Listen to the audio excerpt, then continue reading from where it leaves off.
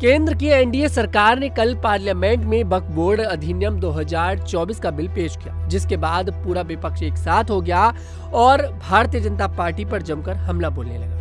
दरअसल मैं आपको बता दूं, यहाँ पर भारतीय जनता पार्टी वक्फ बोर्ड में काफी सारे बदलाव करना चाहती है, उसे खत्म करना चाहती है। कारण है कि कहीं ना कहीं देखा जाए तो वक्फ बोर्ड जो है इस्लाम के लिए बना है। वक्फ बोर्ड का मतलब ये होता है, वो जो कमेटी है वो ये होती है कि अगर वो किसी भी जमीन पर दावा करते तो वो जमीन उनकी हो जाती है, और अगर उसका केस लड़ना है तो उसका केस जो है सिर्फ और सिर्फ वक्फ बोर्ड के अदालत में ही लड़ा जाएगा। मतलब उनकी अदालत भी अलग होती है। आप उस केस को लेकर डिस्ट्रिक्ट कोर्ट या फिर हाई कोर्ट या फिर सुप्रीम कोर्ट में नहीं पहुंच सकते हैं। ऐसे में कहीं ना कहीं वक्फ बोर्ड जो कमेटी है काफी ज्यादा स्ट्रॉन्ग कमेटी मानी जाती है। और वक्फ बोर्ड का मतलब ये भी होता है कि अगर किसी भी व्यक्ति को अपनी जमीन दान देनी है वक्फ बोर्ड के लिए, तो वो उसे आसानी के साथ दान दे सकता है और वो जमीन वक्फ बोर्ड की हो जाएगी। और देखिए, वो जमीन किसी की भी नाम नहीं होती है। कहा जाता है कि इस्लाम में वक्फ बोर्ड का मतलब ये होता है, जो भी जमीन वक्फ बोर्ड के पास है वो अल्लाह की जमीन है।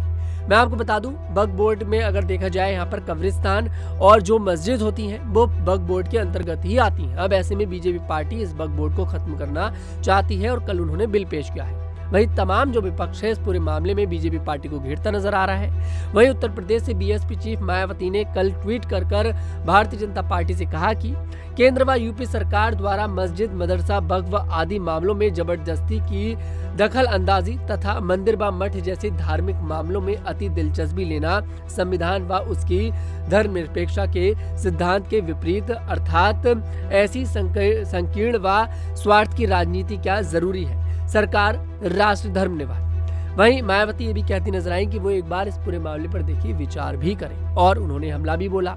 वहीं बात अगर करी जाए समाजवादी पार्टी के मुखिया अखिलेश यादव भी इस मामले में देखिए हमला बोलते नजर आए थे। और मैं आपको बता दूं, अखिलेश यादव इस पूरे मामले में बीजेपी पार्टी को घेरते नजर आए थे। उन्होंने कल सोशल मीडिया प्लेटफॉर्म एक्स पर ट्वीट कर लिखा कि वक्फ बोर्ड का ये सब संशोधन भी बस एक बहाना है। रक्षा, रेल, नजूल लैंड की तरह जमीन बेचना निशाना है।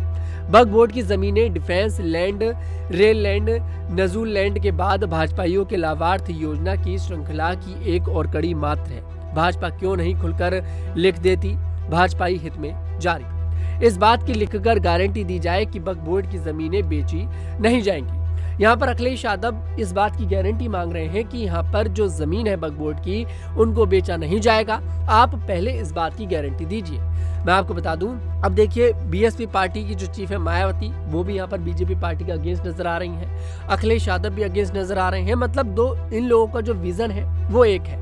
अब ऐसे में आने वाले समय में उत्तर प्रदेश में विधानसभा चुनाव है 2027 में 10 सीटों पर उपचुनाव होने जा रहे हैं। ऐसे में अगर देखा जाए तो कहा जा रहा है कि भाई 2027 से पहले शायद अखिलेश यादव एक बार फिर से कुछ बड़ा खेल करते नजर आए अपनी बुआ।